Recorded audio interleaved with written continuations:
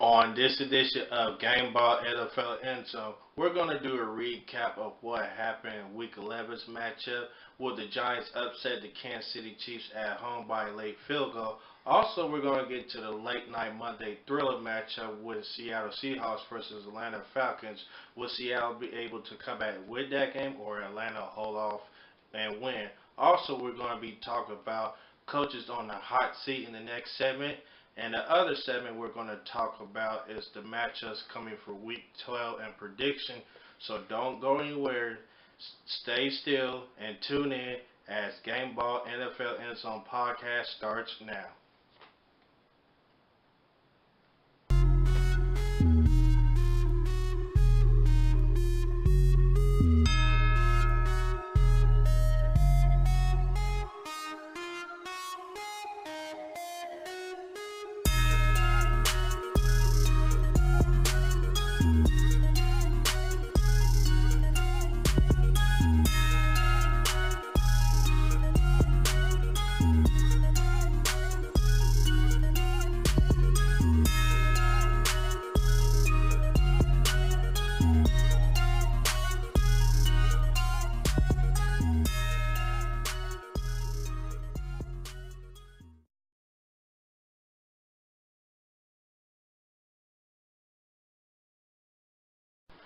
What's happening, everyone? Welcome to Gameball NFL Endzone Podcast, where the football season never ends. I'm your host, Michael Riley. And I'm Luke Hartnett. We're going to be doing a recap of what happened in Week 11. Also, we're going to get into the coach's hot seat debate, who should be fired and who should stay possibly. Also, we're going to get into the predictions and matchup of Week 12. So let's get into it. Week 11 recap. Kansas City Chiefs versus the New York Giants.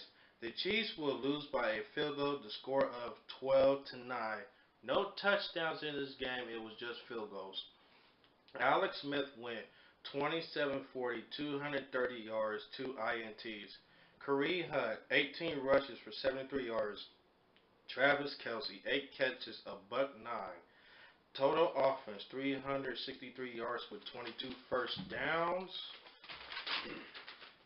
And time of possession, 37 minutes, 16 seconds with 3 turnovers. Defense, 0 sacks, 3.5 tackles for loss with 1 fumble recovery. Eli Manning, 1935, 205 yards. Orleans Darkwa, 20 rushes, 74 yards, 1 TD.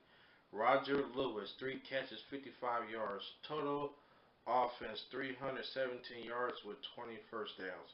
Time of possession, 30 minutes, 50 seconds with 1 turnover. Defense, 1 sacks, 2 tackle for loss, 2 INTs, 1 fumble recovery. Excuse me, or did not score a touchdown. The Giants did score a touchdown. Missed the extra point. And missed the extra point. So let's get that corrected. Let's break this game down. Yeah, I didn't want to interrupt you on there. I was going to get to that, but I was watching the game when that happened. I was like, if the Giants lose by 1, we know why. It turns out it really didn't cost them. Cost us some extra time, I guess. But they got that second win of the year. Yeah, it's so fun. It's okay. I was going to get to it eventually, but it's cool. But for what I look at this game is the Giants didn't do really much on offense, but they did enough to win that game. It wasn't pretty, but they still made plays. And the defense stepped up and helped the offense out at the end, with stopping the Chiefs from getting a touchdown, just holding them for field goals. Also, holding them to let them get a field goal, to win the game in the regulation. So that's the Giants defense. They stepped up and made plays where they need to be played. There's still corrections to go on the defensive side of the park. If they can just find ways to get back to fundamentals of tackling, playing the Giants defense, putting pressure on the quarterback, stopping the run, and also make plays in the defensive backfield, which they did. So the secondary step up. If the front seven can step up, then they'll be able to get on a little roll, winning going on. But it's kind of too late since they're in a bubble. But you starting to see the Giants defense get more healthier and play a little bit better. The offense still has issues with the offensive line protection. They could have put another tight end on Flower side to help out, which they did occasionally. But if I was them, I would win with a tight end on their left side the whole game, mixed up with another tight end to go on the right side here and there to help with the blocking scheme and get more consistent with the running game and have better protection in the pass game with Eli Manning. So they did make enough plays in overtime to win the game. So congratulations to the Giants, but they still have a long way to go and it's a little too late. I'm gonna have to say about that with the Chiefs. They went on a 5-0 start and then they fell into a slump. So what's happened with the Chiefs?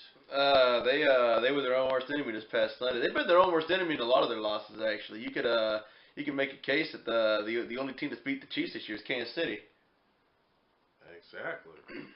So ever since that loss against Pittsburgh, they just kind of went on a little slump, hit a brick wall here and there. They're not explosive on the offensive side. And the defense, without Eric Berry, was a crushing blow, and you start seeing the defense getting exposed. The pass rushers was not effective as it normally is in the regular games of the season, the first games, and the last few games that wasn't available. They've been disappearing, not existing. Here and there they get to the quarterback, but we used to see consistent pass rush get at the quarterback, stop the run for the Chiefs defense. And why would Andy Reid call a tight end pass for Travis Kelce, who hasn't thrown a damn ball since Lord knows how when it got intercepted? I mean, come on. It's not. Don't try to get too cute with the fancy play calling. It was like week 1 or week 2 or week 3. I can understand that, but this is playoff mode right now. We're looking at November, December, and January. Don't try no tricky plays that can cost you games. And I think that cost them the game by throwing that dumb tight end pass that got intercepted. And you're starting to see calling short plays because the first 5 weeks of the season, they was letting it all out there, just throwing bombs, play action pass, flies, and all that other stuff. And Tyreek Hill was getting the ball a lot, especially in the deep passes in the game.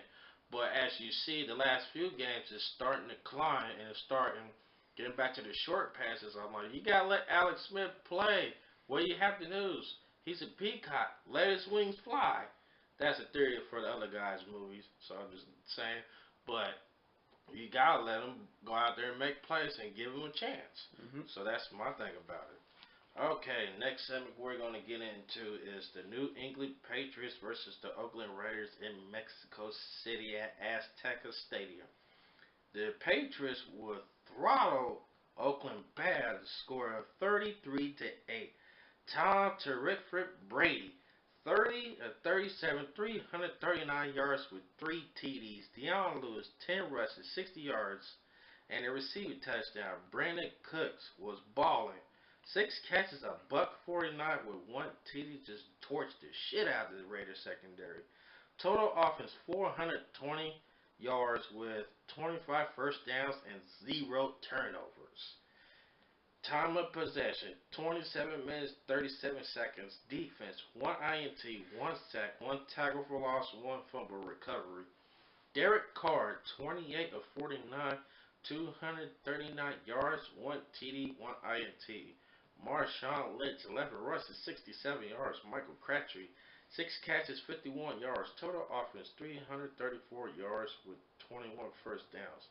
Time of possession, 32 minutes, 23 seconds with 2 turnovers. Defense, 1 sack, 6.5 tackles for loss with 0 turnovers. What happened in this game? Pretty much as expected. I didn't know it'd be quite, it's out of hand. It's 33-8, but Patriots led wire to wire. I'm really not surprised too much by that, and it just par for the course at this point. Raiders after their 2-0 start, 2-0 start, Super Bowl aspirations.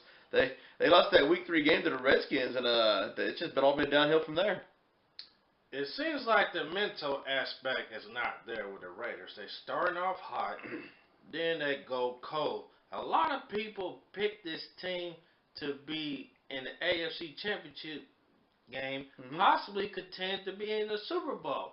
But we're not seeing that from the Oakland Raiders.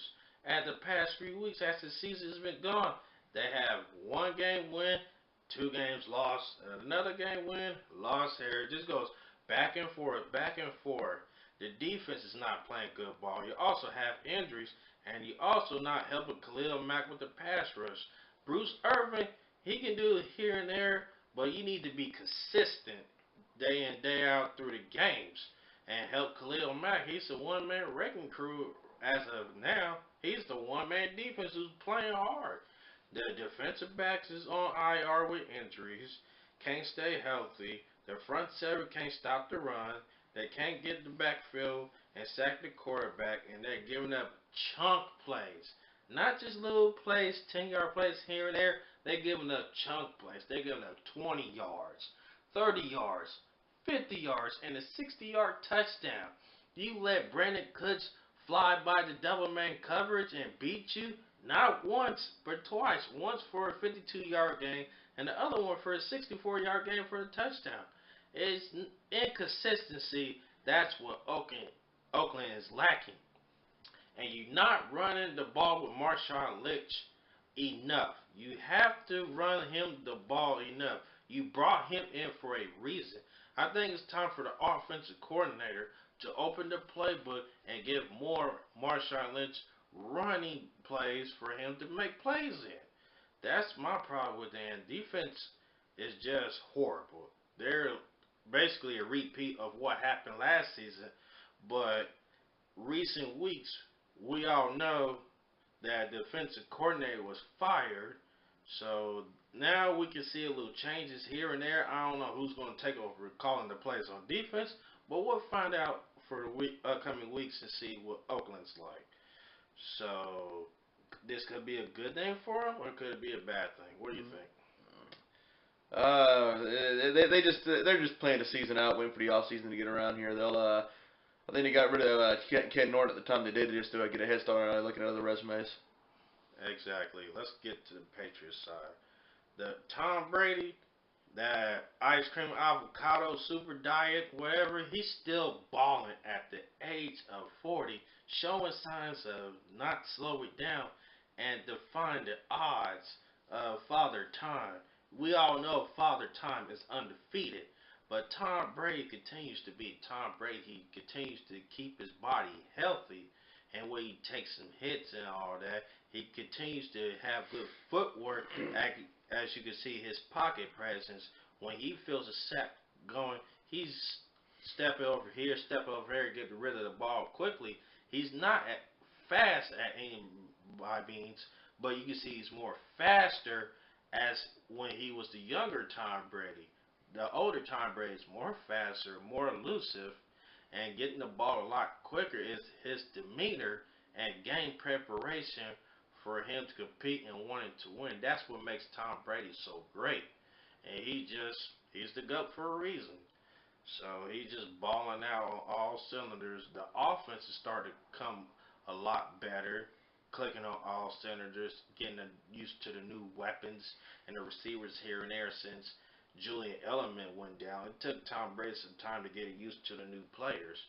And you also got Chris Hogan, who hopefully could come back covering for a shoulder injury. You could add him. He's another weapon. So it just gives Tom Brady more weapons to play with on offense. And they don't run the same plays each week. They come up with new plays to expose your defense. And that's why their offense is so good in a few years, forever, basically. So that's the one reason why they are successful on offense. And defense is starting to get better. They're starting able to stop the run, but they have to get more pressure on the quarterback as the upcoming games come. Plus, you're going to have a game against Pittsburgh where they have one of the best offensive line. So that's kind of issue a little bit, is getting pressure to the quarterback. If you can find a way to get more pressure to the quarterback and get more sacks, that'll help the defense a lot. Now, I've noticed the communication is a lot better with the secondary as well, as you see the first half of the season. Now we get into the second half, and they're not giving up yards per pass, and they only surrendered 17 points or lower a game the second half of the season. That is a better job. That shows Bill Belichick and Pat Patricia, defensive coordinator, could take what they got on defense and work with it, and they still be able to make plays. So, what do you see on your side how the Patriots progressing in the second half of the season? Well, the defense got off to such a bad start at the start of the year. They really had nowhere to go but up. They're kind of surprised to see how good they're doing, especially with the kind of lack of talent they have there. Not lack of talent. They lost, I believe they lost Dante Hightower, in the third, fourth game of the year. So they've done a nice job of, circumventing that problem for them. And they problem for the Patriots. If I'm a Patriots fan, I'm a little concerned. Maybe they're peaking a little too early. Kind of want to peak in December and January as opposed to October to November. But they're playing very good football though. Yes. Yeah, so they're always save their energy and time for November, December, and January playoff mode mentality football. So that's why they're a good team. And congratulations to Bill Belichick. He's the third all-time winningest coach in the NFL history with 271 wins. Alright, next matchup we're going to recap is the Philadelphia Eagles and the Dallas Cowboys. The Philadelphia Eagles will slap on the Cowboys like some girls. 37-9. Carson Wentz, 14 of 27, 168 yards, 2 TDs. Jay Ajayi, 7 rushes for 91 yards. Alshon Jeffrey, 4 catches, 67 yards, 1 TD. Total offense, 383 yards with 17 first downs. Time of possession, 29 minutes, 29 seconds with 0 turnovers. Defense, 4 sacks, 7 tackles for loss, 3 INTs, 1 fumble recovery for a touchdown. Dallas Cowboys, Dak Prescott, 18 of 31, 145 yards with 3 INTs. Damn. Alfred Morris, 17 rushes, 91 yards. Dez Bryant, 8 catches, 63 yards. Total offense, 225 yards with only 14 first downs. Time of possession, 30 minutes, 31 seconds with 4 turnovers. 0 sacks, 5 tackles for loss, and 0 turnovers. Let's get down to it. Cowboys got the players. You look at these last 3 blowout losses for them. Halftime scores were 10-7, 9-7, and 3-0. That includes this Chargers game this past Thanksgiving Day. They got the players to compete. They're clearly getting outcoached at halftime. They're going into the third quarter with their first quarter game plan. They're just failing to make adjustments. They have a game plan. They put it in during the week. First half, they execute said game plan. They don't make halftime adjustments. Well, for the Dallas Cowboys,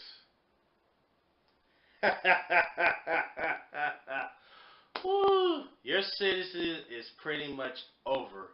The playoffs are out of the picture. You don't have Ezekiel Elliott. The offensive line without Tyrus Smith has been terrible.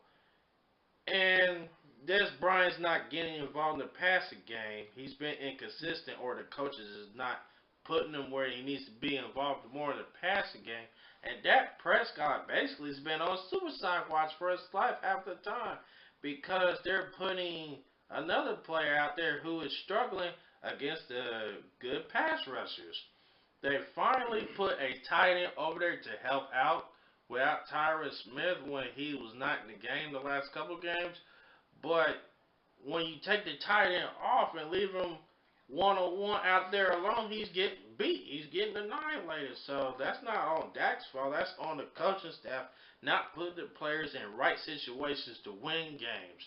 And the defense without Sean Lee, they're deployable and they get beat. They get sliced and diced for big yards and big touchdowns. First half, yes, they compete to the ball, but towards the second quarter, second half, then they lay in and they can give big points. So the coaches are not putting the players where they need to be at to be successful and win games. That's what's hurt the Dallas Cowboys, especially their defense. And also you got to deal with more injuries as well. Hamstring absence of Sean Lee. Then you have another player who got injured. He's bouncing back and forth, playing hurt and getting being put on doubtful, wherever the injury report is. It's just been bad for the Cowboys. And it's just one of those seasons where they got cursed, and this season they are cursed. That's why I say they are bad luck in the making, because something happens where it involves the Dallas Cowboys, and it's bad luck automatically. The Philadelphia Eagles, their defense is balling. I mean, they are wrecking havoc. They have one of the best front seven. And now you got Darby back in the secondary. The secondary is playing much better. And they're getting a lot physical. So what do you think about this Philadelphia Eagles defense? They've been able to stay healthy for the most part. They're a fairly young team for the most part, too, on the defensive side of the ball. And health plus youth equals big things to come. And you early in the game, you also saw a little exposure to where they was getting plays made on here and there, and also open up the running lane for the running game. And you can start seeing them be exposed a little bit here and there. Is that cause for concerns for weeks to come, or will that be all right? Regular season will be all right. They don't have too terribly of a difficult schedule coming up. Mainly because they still have games against the Giants and Cowboys remaining on there. Then you got games against the Seahawks and Rams too that can be exposed on that front. But they're basically just trying to hold serve to the playoffs. Exactly. And the offense, Carson Wentz has been playing phenomenal. But he has struggled a little bit here and there. But once he's got going, he's got going. He needs to be careful of playing pedestrian some games, because you're going to run into one team, either is in the regular final weeks of the season, or it could be in the playoffs. He has to play better, and he will play better, but he has to play better and be consistent. If he can do that, which I know he can, he'll be fine. The running game is phenomenal. He also add Jay Ajayi to the team. You have a three-headed monster. You got Blunt, Ajayi, and Clement, who can run and make plays as well. So this is a dangerous running attack. And the offensive line, with Peters going down for the season, and you have Lane Johnson back there on the right tackle side, and you add another piece of the part, they basically picked up where they left off. They seem like they never missed a beat. So this offense can be deadly. But Carson Wentz just needs to get more better. If he can get more better, which I know he can, and sky's the limit for the Eagles offense. All right, last matchup we're going to recap of Week 11 is Atlanta Falcons and the Seattle Seahawks. The Falcons will win the score of 34-31 on the road. Matt Ryan, 19-27, 195 yards, 2 TDs. Tevin Coleman, 15 rushes, 29 yards, 1 TD. Julio Jones, 4 catches, 42 yards. Total offers, 215 yards with 19 first down. Time of possession, 22 minutes, 43 seconds with 1 turnover. Defense, 3 sacks, 6 tackles for loss, 1 INT, 1 fumble recovery. Russell Wilson, 26-42, 258 yards, 2 TDs, 1 INT. Russell Wilson, 7 rushes, 86 yards, 1 TD. Jimmy Graham, 7 catches, 58 yards, 1 TD.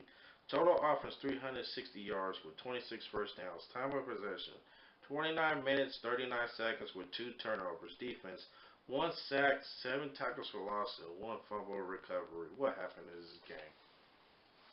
Seattle had their chances. Not sure what that fake field goal at the end of the half was, and they came up just short on a, potential game-tying field goal.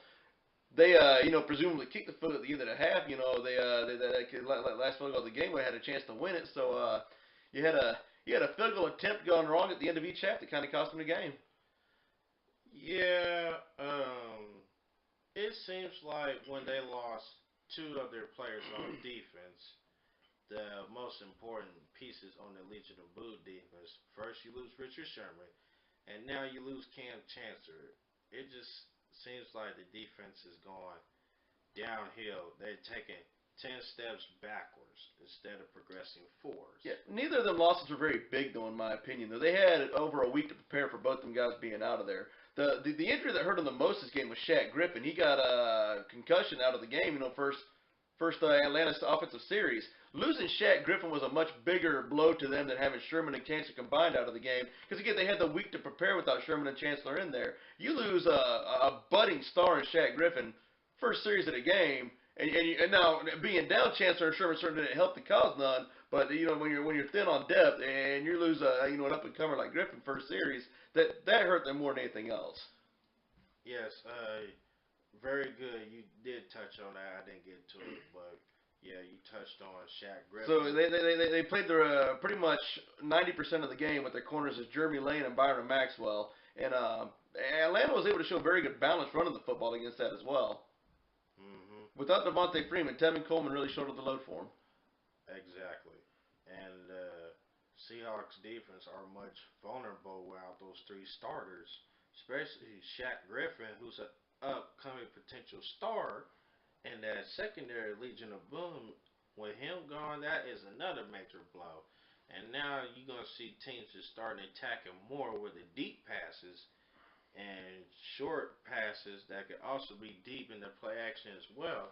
And the running game will be tested against the Seahawks defense. Mm-hmm. So we'll see what the Seahawks defense, especially that secondary, is made of. Yeah, Shaq Griffin is out this Sunday against the Niners as well. Something to keep an eye on, the rest of the season. They still have big-time games. Eagles, at Jacksonville, at Dallas. They have a home game against the Rams mixed in there somewhere. They're thin on bodies already. They really need to get everyone right. Yeah, they're definitely thin on ice. And the offensive side, it's just been a disaster this season. But Russell Wilson continues to find ways to make plays. But at the end, they came up short. And the kicking game has been terrible this year. They've been missing easy kicks, extra points, field goals left and right. It's just what has been hurting the Seahawks offense. That's one of the points. But the most important points that has hurt the Seahawks offense is the offensive line.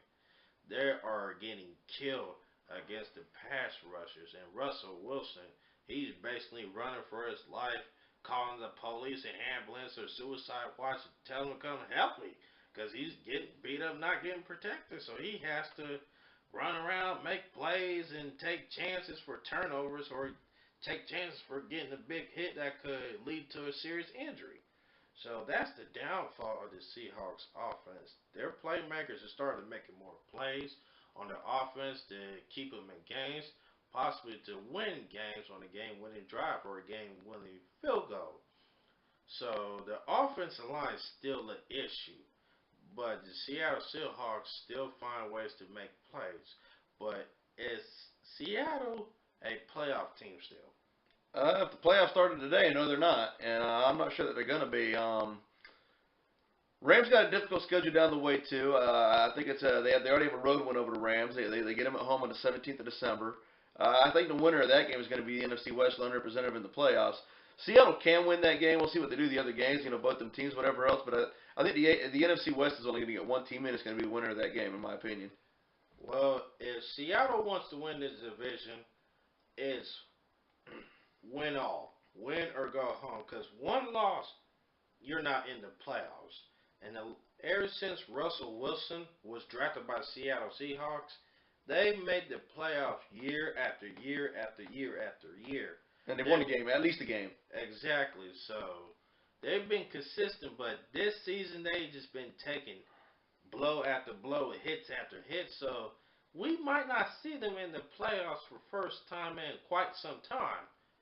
But if they want to win, they have to win the rest of the games. No ifs, ands, or buts. It's either win or go home here from out. So they have to get that mentality in their head. They're playing for their playoff lives like it's their last game. So they have to get in that mode and start getting the winning streak going. Then they can get into the playoffs. Their offensive line could actually be one of the better lines in the league next year. George Faunt will be coming back from that preseason injury this year. Dwayne Brown will have some games under his belt, plus a whole offseason. And they have a Pro Bowler at center in Justin Britt. That, as much maligned as their offensive line is at the current moment, 2018, they should be one of the top 10 units. I agree. Jermaine Feedy will be in his third year at a guard position, and it'll be a make-or-break season for him. But their offensive line is going in the right direction, oddly enough. Well, if they can stay healthy for next year, that's the key. But they really need to address that offensive line in the off season. That's when they need to spend their monies at, because most of the money that's been spent on is keeping skilled players, and on the defensive side, they want to keep everybody together. But you realize is that you spend your money on defense, you're hurting the offense, not getting the offensive line, and this is the results of what's happened. So let's talk about the Atlanta Falcons. The Atlanta Falcons had a good game plan going. It wasn't ugly, it wasn't pretty with yards, but they found a way to get it done. They was balanced, get the running game with the passing game going, and defense continues to find ways to make plays and ball out. So, what did you see from the Atlanta Falcons in that Monday night win? No, you pretty much just covered it there. The defense was solid, not spectacular, and same with the running game. And they're finding ways to win ever since the 3 game losing streak that they had, and ever since that Dallas Cowboys win, they're finding the ways to win games. And the defense is playing a lot better. The secondary just started playing a lot better, more physical, so they continue to get fundamentally better on defense and get everybody healthy back.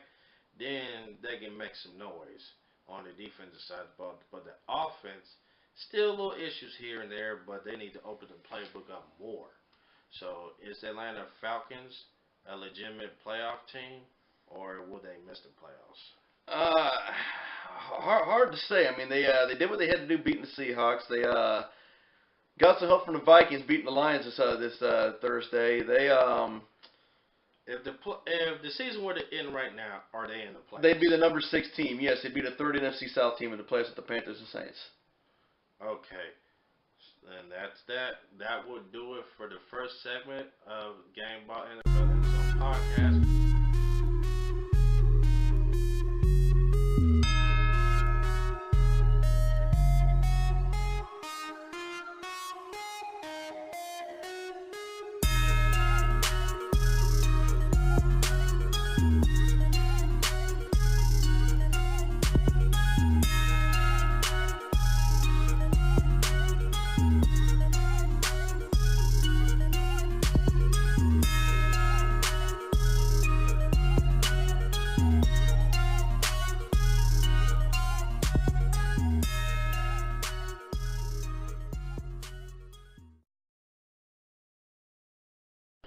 What's happening, everyone? Welcome back to Gameball NFL Endzone Podcast, where the football season never ends. Segment 2, we're going to talk about coaches on the hot seat.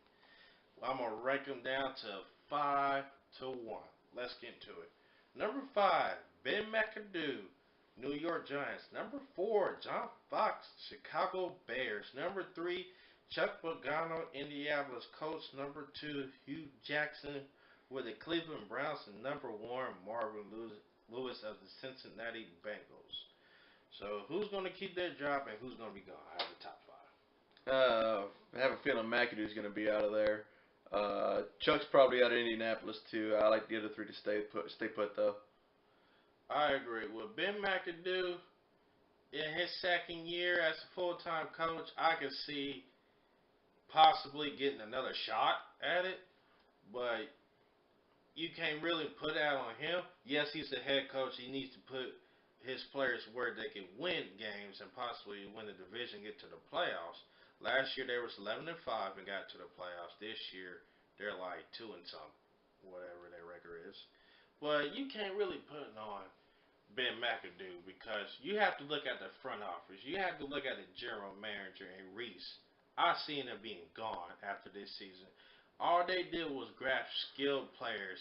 That's cool and fine, but you don't have an offensive line. You need an offensive line to have skilled players to where Eli can make plays. Instead, he's running for his life back in the pocket. The running game has not been efficient, and the blocking game and the passing game is horrible. It's the offensive line has been the Achilles heel of the Giants. So if they can get that situation straightened out the offseason, my main focus, offensive line. Block, block, block, and pass protect. That's it. I want an offensive line.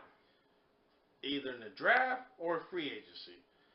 And Chuck Pagano, he's likely out. And if I'm Andrew Luck, this is my opinion, I'm asking for a damn trade to get away from the coach. Ever since he's been in the league, he is the most sacked quarterback. The most sacked quarterback. He is taking hits after hits that leads to serious injuries, possibly could be a career ending. I feel like they're trying to ruin his career, but you also have Gritson, the ex-manager, who didn't know Jack and didn't give him the offensive line to protect him. Now he's on IR, recovery of the shoulder injury. I'm like, what more you need from Andrew Luck other than stay healthy? He's basically been putting his team on the back and trying to win games, win divisions, and get to the playoffs. Except for the last few years in the league. So Chuck Pagano, it was a good run, but he's got to go. And I say John Fox, he might be out. I mean, he's the most secure of the five guys you mentioned. What makes you say that? He's got the Bears playing hard. They got a rookie quarterback. They're moving in the right direction. He's got a solid running back. So they got the Jordan guy, the running back. No, he's got the Bears playing hard. Most importantly, went over to Steelers. They had another upset over another team this year as well. He's got the Bears playing really hard. At some points, I can agree with you there, but my opinion, I don't see him being a coach after this season. It wouldn't shock me he retains his job, but ever since he got the coaching job for the Bears, it hasn't been winning seasons and it hasn't been playoff bound, basically. So, if you're a Bears fan, you're looking for a coach that was going to get you to the playoffs, possibly a division win. The Chicago Bears has been a while for them since they've been to the playoffs. So, he might be there, he might not. I don't know. We'll find out after this season. Hugh Jackson, is he staying in Cleveland? He might not want to stay in Cleveland. I mean, that might be one of those things where he doesn't get fired. They mutually part ways. It's kind of a no-win situation on both sides there right now. Well, yeah, and the front office failed to get a quarterback. I think that's been his Achilles heel, is the quarterback. Last year's draft, they had a chance of getting Carson Wentz with a number 1 pick. And they got Myles Garrett, the year before the draft, wherever it was. They had a chance to get Carson Wentz right there on their lap. Right there. And they didn't get him. And they had a chance to get Deshaun Watson this upcoming draft with their second first-round pick and failed to get them. So, my thing is, he's basically setting up the job for another coach in Cleveland. So, you can't really put it on Hugh Jackson. He can work with what he can work with. But it's the front office that's been hit and miss on quarterbacks. Because you missed out on 2 opportunities of getting good quality quarterbacks. And they're balling out, except for one of them got injured. But still, they're right there on your lap. I'm taking a quarterback. I'm taking a risk on Carson Wentz. He is balling out of his mind in Philadelphia.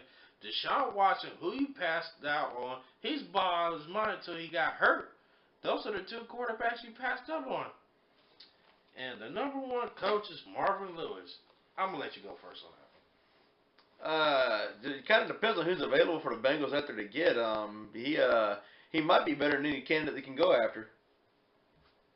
My thing is, regular season, he's won some games. He's won division titles. But the biggest thing is, you've been there for 15 years and have not got a playoff win. That is a problem. I'm not saying he's deserving a head coaching job, but Cincinnati, he has to go. He has to go. Cincinnati must start fresh from the ground up. They got to find a coach to get over the hump especially in the playoffs. And Andy Dalton hasn't got a playoff win since he's been there. So it's time for new voice and new change, possibly a change at a quarterback spot. We don't know. But Marvin Lewis, he's a good coach and all. He's a good motivator. But 15 years in Cincinnati and you haven't got a playoff win? I mean, you think most coaches will last that long with no playoff wins in the other team in the NFL? As bad as the Bengals were the 15 years before he got there, yeah. Yeah, in my opinion, the other coaches would have been gone. But Marvin Lewis, I don't know what they see in him the last recent years, or they just don't want to pay a top dollar for the coach. That's my theory on it. So Marvin Lewis should be gone after this season, period. And that will do it for the coaches on the hot seat debate. And when we come back, we're going to get to the predictions and matches of Week 12 in the NFL right here only on Gameball NFL Endzone Podcast, where the football season never ends.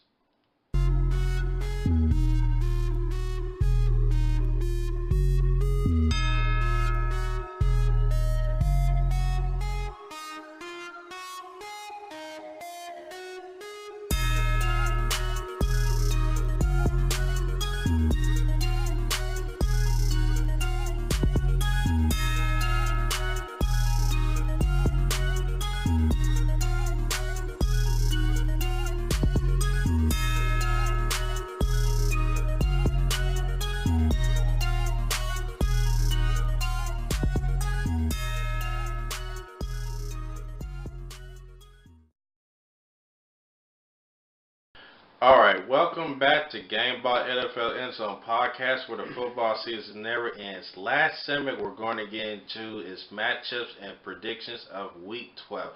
So let's get into it. Buffalo Bills versus Kansas City Chiefs. Denver Broncos versus the Oakland Raiders. New Orleans Saints versus Los Angeles Rams. Green Bay Packers versus the Pittsburgh Steelers. So let's break down the Buffalo Bills versus the Kansas City Chiefs matchup. Well, Tyrod Taylor starting at quarterback again this week. I'm not sure what he's pulled last week for anyway. Or not pulled, but benched, or however you want to put it. But actually kind of liking the Bills' chances in this one. I think Tyrod Taylor plays a near career game for him. He's going to be protected with the football. Bills are going to be right there with him. Now, what in their right mind for the Bills head coach Sean McDermott benched Tyrod Taylor in the first place, and with the other quarterback, a rookie quarterback, stinks up the joint with 5 interceptions in the first half? So was that a stupid move by the head coach of Park to bench Tyrod Taylor, who gives you better chances to win a game than start a rookie who throws 5 interceptions? I would say so, yeah. I mean, they were down 30 at halftime, and they lost by 30. They put Taylor in the second half, and they pretty much played even with them. Yeah, I mean, he has his moments where he has good games and he has bad games. But he gives you chances to win, and basically you're still in the playoff hunt. I don't know why you benched him in the first place, but if I were Buffalo, I would still continue to ride this wave. You never know. They probably could give you a game-winning streak going and lead you to the playoffs. Who knows? But you don't bench Tyrod Taylor, and plus that throws the chemistry off. And you have players questioning the coach's decision on doing that. Here's my thing. He also said, I don't regret starting the quarterback, but I regret in the results. That means you regret starting the quarterback, am I right? Yeah, some would say so, yeah. I'm like, come on. And the defense has been getting beat up. The first few games of the season, the defense played great. Ever since that loss against the Jets, they fell off the map. They got debacle. So what's happening with the Buffalo Bills defense? Can't stop the run. Saints got over 300 yards rushing on them, and Gordon had a pretty good day running on them the other day. Yep. And the offense, they got annihilated by the 1-2 combo pass rush. Joey Bosa and Melvin Ingram, who was just assassinating the quarterback and giving them hits. And the Kansas City Chiefs, what do they need to do to win this game? Hopefully they don't hear the LA Chargers footsteps behind them because they're starting to make a playoff run. Chiefs lose to Buffalo this Sunday. They're a game up on them. I mean, Chargers only going to be a game back, so Chiefs need to basically. The thing that I like about the Chiefs going to this game, a lot of the Bills' weaknesses match up with the Chiefs' strengths. Bills are struggling to stop the run right now. Chiefs have the rookie running back, not Tyreek Hill, the Kareem Hunt. They got to get him back on track this year. They got the other running back, Tracandrick Weston, who can get him going. They got a lot of strengths that favor the Bills' weaknesses. And also, they recently signed Darrelle Revis to a 2-year contract. So how does Darrelle Revis help the Chiefs secondary? I don't know if he's playing tomorrow, but I hope he does because Buffalo's a good team for a quarterback that's been out of work for a little bit. They don't have top-notch receivers. I like Tyrod Taylor. You put him on a competitive team, say Jacksonville or Arizona or whoever else. I think they'd be a very, very good playoff team with him on there. But he's not going to beat you with his arm. He's not going to go 375, 3 touchdowns on you. So this would be a great game for Revis to get his first action, get his knock the rust off, get his feet wet, so to speak, and great time for him to play tomorrow if he does.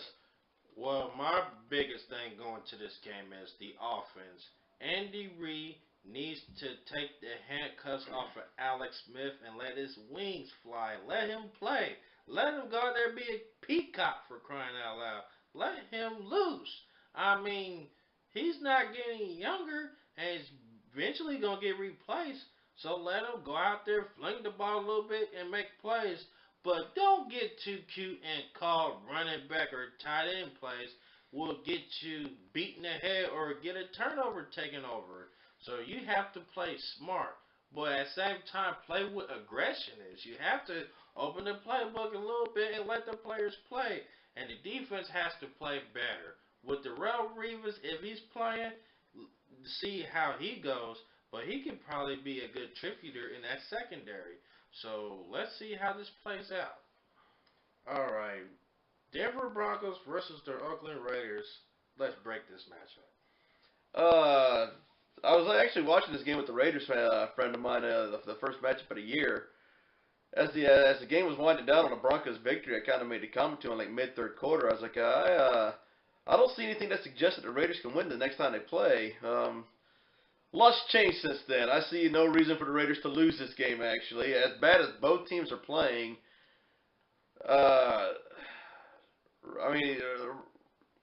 Raiders haven't been taking advantage of Marshawn Lynch. They fired the DC Ken Norton. I think they find a way to get Lynch going this week against Denver, and the defense. Hopefully, the defense gets rectified. For their sake. Oakland started off hot and 2-0. Then they went to a drought. Then they won a game against Kansas City. Then they went back into that drought. It's a flip-flop back and forth, just like you wearing flip-flop shoes. But with the Oakland Raiders, they finally find their defensive coordinator. We don't know who's going to be calling plays. Maybe their head coach. I don't know. But the defense needs to play with some aggression. Because the last few games that they played, they at least given up over 30 points. That's unacceptable. Close to 30 points, I should say. But still unacceptable. You have to play better. You have to help out Khalil Mack. Secondary needs to play a lot better. I mean, they're getting banged up here and there, but you still have to play better. And offensive side, you got to give Marshawn Lynch the ball more. Feed the man. That's the reason why he came to Oakland, trying to help this running game. Feed the man. If you feed him, he'll get going. Then the passing game will come along. Amari Cooper has been nowhere this season. I said this season has been his down season. Mm-hmm. If you agree. Raiders have a team that has 25 drops this year. I believe it's third in the league. And Crabtree basically is the only one that's trying to make plays. Jared Cook, he's a hit and miss. One game he has catches, next game he has drops. Back and forth, back and forth. And Derek Carr, I mean, you got all that money. Excuse me. What's going on with Derek Carr? Like I just said a minute ago, 25 drop passes by receivers this year. No running game. He's not getting quite the protection he got last year either. And he's taking too many hits. He's being more reckless in the passing game with the ball instead of being consistent like he once was last year. So we'll see if Oakland can bounce back from that loss to the Patriots and get the win against the Broncos. The Broncos starting off 3-1 hot. They beat the brakes off the Cowboys at home. What happened to the Broncos and their losing streak has continued? Not even really to run the ball. I saw an article online the other day talking about how they're trying to get Demaryius Thomas out in the offseason or whatever else. That's unfortunately, Thomas, I don't think ever really reached his full potential with Denver. As good as he's been, I think he could have been a lot better actually. And then the quarterback, they're starting Paxton Lynch tomorrow, so we'll see how that goes. But just a poor, really, really poor quarterback play. I don't think anybody thought much of Simeon. He had that really bad game against the Giants. It's been all downhill from there. Yeah, and what you think about what John Elway calling the teeth soft? He's right.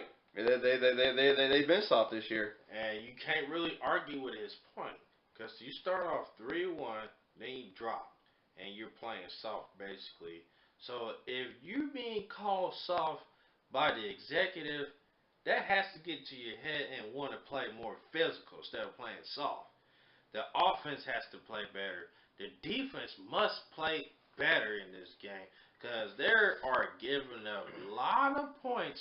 In the last couple of games, they lost by close. It's getting better, but they have to finish games. Whoever's quarterback, you gotta let them play, but keep it simple for them and lean on the running game more. All right, New Orleans Saints versus Los Angeles Rams. The two top high-scoring offenses go at each other. Let's break this matchup. The Rams, I'm kind of a little bit worried about the Rams. I think the Vikings kind of exposed them last week. They were able to really keep them to 7 points. Rams have one of the more difficult schedules down the stretch as well too. They have a game this Sunday against the Saints. They have a game against the Eagles still. They have a road game against the Seahawks still. We're going to find out a lot more than the next 2 or 3 weeks about the Rams. Agreed. The Rams were there at one point. Ever since that fumble recovery at the goal line, they didn't really cover that much against the Vikings. The Vikings exposed their offensive weakness, and they took advantage of their defensive weakness as well. So the Rams had to get back to fundamentals of football, offense and defense, find what they did wrong, and work on it. And I believe they have the coaching staff to do it. With the New Orleans Saints, they're coming off for an overtime win against the Redskins because the Redskins had a 15-point lead at once, but they was able to find ways to make plays. Drew Brees led the troops to a victory, and defense played well the last few minutes of the game. So what does the Saints have to do in order to win this game on the road against a good team like the Rams? They got to keep that Rams offense on the sideline. They got a nice little 1-2 punch in Kamara and Mark Ingram. And they had not sure what the numbers were against the Redskins. They had over 300 yards rushing against the Bills the week before that. This is going to be another outdoor game, natural grass, Los Angeles. So, weather's going to be in their favor. Brees still can throw it, still has some targets to go to, but they got to get that balance. I'm expecting the Saints to have a very similar game plan to what the Falcons had against Seattle the other day. All right. Last matchup we're going to talk about for Week 12 is Green Bay Packers versus the Pittsburgh Steelers. Let's do it. Night game at Pittsburgh. You got a backup quarterback for the Packers who's played like a backup quarterback. All signs point to Pittsburgh winning this one, and I don't think in a very close game either. If the Packers can...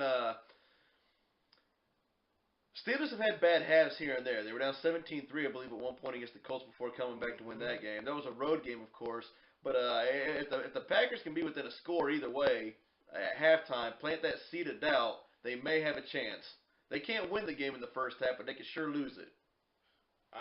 For the Green Bay Packers, you have to open up the playbook more for the backup quarterback. I mean, you holding him hostage a little bit. Let him be. Let him grow in the offense, basically. Let him grow a little bit. Open up the playbook more. Take more chances. What do you have to lose? You're still in the playoff race.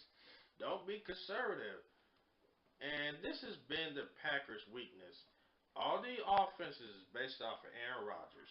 Once when Aaron Rodgers go down, who you have for that true number two backup spot? And that's been one of the Packers' weakness in that spot is they don't have a number two true backup, and that's what has hurt them. If they would have had a number two true backup, they would have been fine. But the offense, they have to get better. They have to open up the play. But the offensive line has to stay healthy and protect Huntley in the pocket. And you have to get the running game going. I mean, the Pittsburgh Steelers, they're playing good defense. Their weakness is against the running game. You have to run the football, pound the football, be more physical. The defense has to play better and get healthier because that's been another Achilles heel for the Packers defense. The last 3 seasons they've been dealing with injuries back and forth, back and forth. So if they can stay healthy somehow, some way, if Don Capers can get creative on the offensive side, on the defensive side, then they might have a chance. For Pittsburgh, the last few quarters of the half, especially in the first half, they've been sluggish. But the second half is when they unleash. Against the Packers, you can't afford to be sluggish against the Packers in the first half. Because if you get sluggish, if that continue, they can catch you off guard. Even though they don't have Aaron Rodgers, anything can happen. So offense and defense must correct their mistakes. If they correct the mistakes and get off to a hot start in the first half, there's no looking back for the Pittsburgh Steelers. Alright, it is time for the predictions. Let's go with the Buffalo Bills versus the Chiefs. Go. I got the Chiefs winning this one 20-14. Couple of field goals will be the difference. Tyrod Taylor, I think he really won the respect of his team. And I'm not saying he didn't have the respect of his teammates to begin in the first place, but that guy went out there after halftime, his team down by 30 points, played well. 0 turnovers, 17 points. They played the Chargers to a second half draw. He had to. If he did, he probably had the locker room in his back pocket before that game anyway. He definitely has to now. At Arrowhead though, Chiefs they hear the Chargers coming. Chiefs lost and a Raiders went over to Broncos, and the Raiders, believe it or not, as bad as they've been playing, they're only one game back in the division. Chiefs know this. Chiefs have to have it. They'll win 20-14. I'm gonna go with you on this one. I'm picking the Chiefs to win 21-14. So I'm going to go 1 point higher. I said they'll do enough to get the win.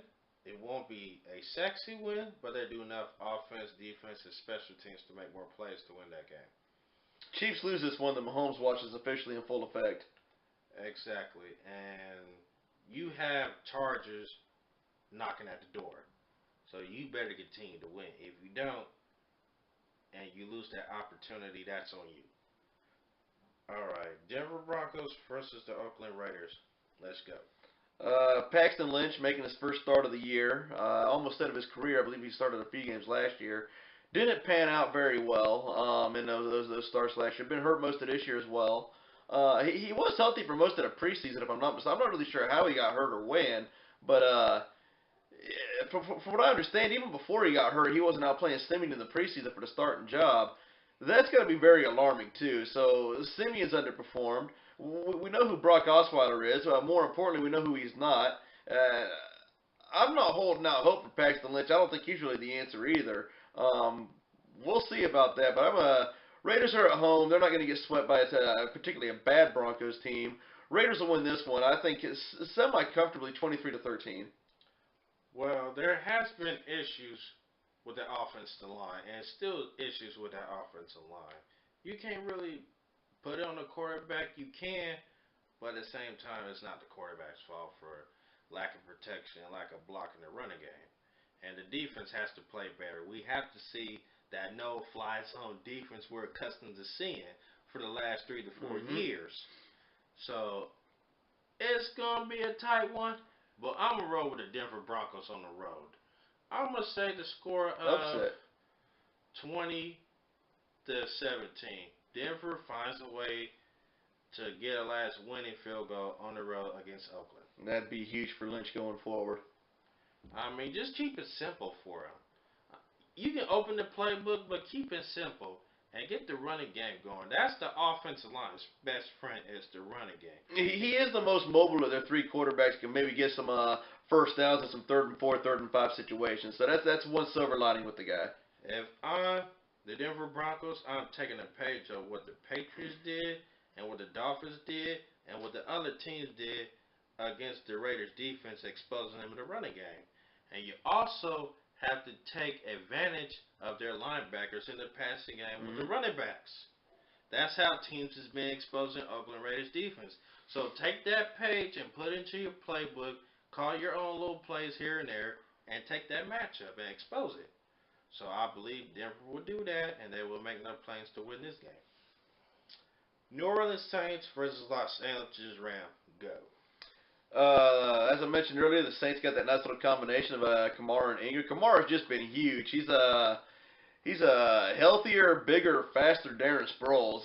This guy could be and he's not afraid to run in between the tackles. If he stays healthy for the and spends the duration of his career, I was going to say with the Saints, but if they can get if they can find an heir apparent for Drew Brees, is going to be you wonder how much he's going to have left after this year. 10, 12 years from now, I'm curious to see what kind of numbers Kamara can put up. I would expect the Saints to control the time of possession on this one in almost a 2-1 fashion.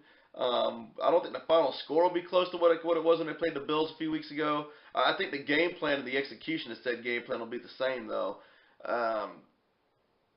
Rams will find a way to stay in it. They got some playmakers. They got a really solid defense. But if the Saints can get into 3rd and short, convert 3rd down, and I think they will, I'm going to go with the Saints in this one, 28 to 17. I think they went fairly comfortably. NFL's a copycat league, and the Vikings really exposed the Rams last week. Saints got the athletes on defense to mimic a lot of what Minnesota did. Rams, I think, are in trouble. I'm going to go the opposite. I'm going to say the Rams get a bounce-back win and learn from their mistakes and that loss to the Vikings. We did mention they got exposed, especially offense, when that fumble of the receiver at the goal line. I mean, it just drive him crazy, and he never recovered. So I say this week they took some time to refocus and work on what they need to work on and get better. But I'm going to say it's going to be a close, tight game. Maybe in the 30s, but I'm going to say in the 20s. So I'm going to say the Rams will make enough plays at home. And plus, the Saints is outdoors. They're accustomed to be indoors. But we never know what the weather conditions are. It could be sunny, it could be rainy, it could be windy. We never know. It just depends on how Mother Nature plays out. So I'm going to say the Los Angeles Rams win the score of 25 to 22 over the Saints. Oddly enough, the Saints' only 2 losses this year was at Minnesota indoors and then week 2 at home against the Patriots, also indoors. Good food for thought. Yes. Yes, but they have close games outdoors to where they barely snuck out. So it could be a factor, it could not be. I don't know, but I say the Rams get a bounce back win. The Green Bay Packers versus the Pittsburgh Steelers, last matchup of the day. I think the Steelers win this one in an ugly fashion. Ugly for Green Bay anyway. I'm wanting to go Steelers 30 to 10. I don't know if I want that to be my final score pick or my halftime pick. It's really whatever the Steelers want. So Steelers 30 to 10. I'm gonna say Steelers 27 to 15. But you can never count the other team out. If the team ain't got nothing to lose and still trying to get the playoffs, they're doing their best to try to ruin your game plan and win. So Pittsburgh has to be careful. And this could be a trap game for them. But I'm still rolling with the Steelers. But there could be other possibilities that they can lose this game. Because we all seen the first few halves of the quarter in the last 3 games, they start off slow and sluggish. Then the second half, they're a different team.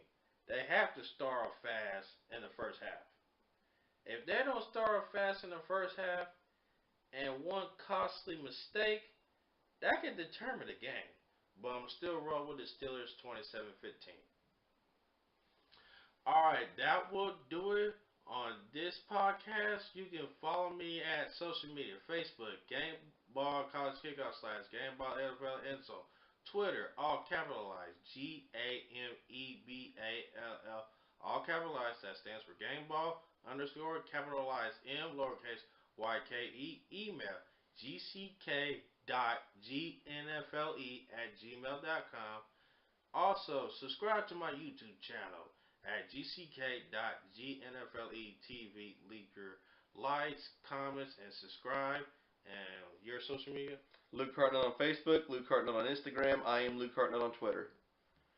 Alright, that will do it. I'm Michael Riley. And I'm Luke Hartnell. By saying, have a safe, blessed night, and be good. This is Gameball NFL Endzone Podcast, where the football season never ends. Peace. We are out.